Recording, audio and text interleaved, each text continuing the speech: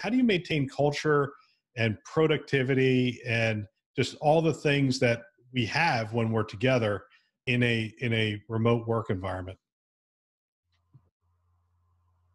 Well, I'll start with the tools.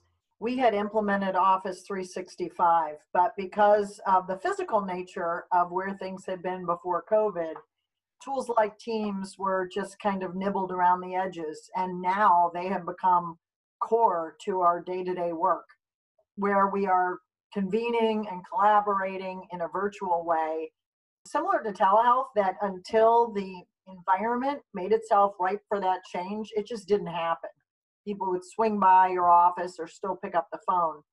From a leadership perspective, I come from a long line of process improvement. And so lean methodology has been really core to a lot of the management system environment that I've been exposed to and I've used in my experience. And that lean methodology focuses so much on daily engagement and making sure there are a lot of open opportunities for communication. Most of my areas, although they do it virtually, they do virtual huddles.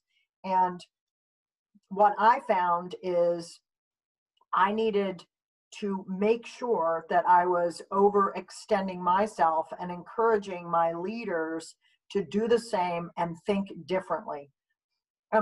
What do I mean by that? Some of the examples, I'll give you an example that I employ.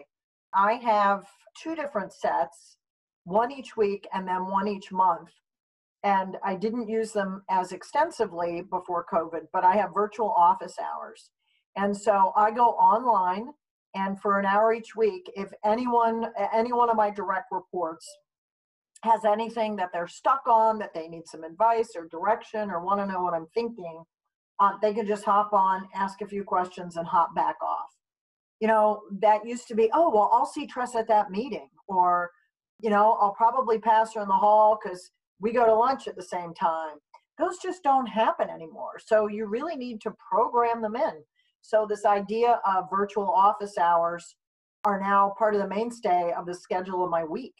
A second technique has been what the team affectionately calls time with Tressa. And I mentioned the tough economic times. I mean, people's spouses are losing their jobs. We have had to employ some furlough activities, especially during the real height of the crisis. And your whole world's already rocked. Now you're rocked to the core, and your own confidence.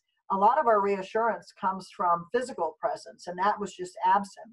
So time with Tressa, again, this wasn't my leadership team, but anyone in my division who just wanted to know, golly, what's going on? And, you know, I heard this about PPE, and there's nowhere to park anymore. And when can we come back to the office? And even though we have weekly huddles where I try my best to provide updates, that ongoing ability, not just to hear from me, but to get reassurance and reconnection, not just from me, but from their direct supervisors and the other leadership team members, I think has just been essential.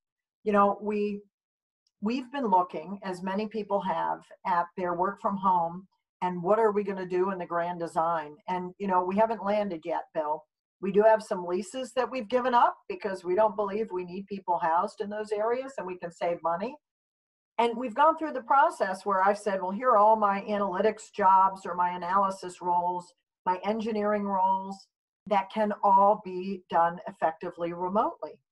But there's the role and then there's the individual, right? I might be able to do the job remotely, but are my personality needs going to be met if I'm so isolated? And the answer to that's been very different for different people. And so I think just to loop back, really being intentional about communication, creating lots and lots of ways for that to happen. We have weekly division huddles. I have leadership checkpoints now virtually 3 times a week. I have the virtual office hours. And I'm ever amazed that every one of these opportunities is used. People take advantage of it. You know what, Tress?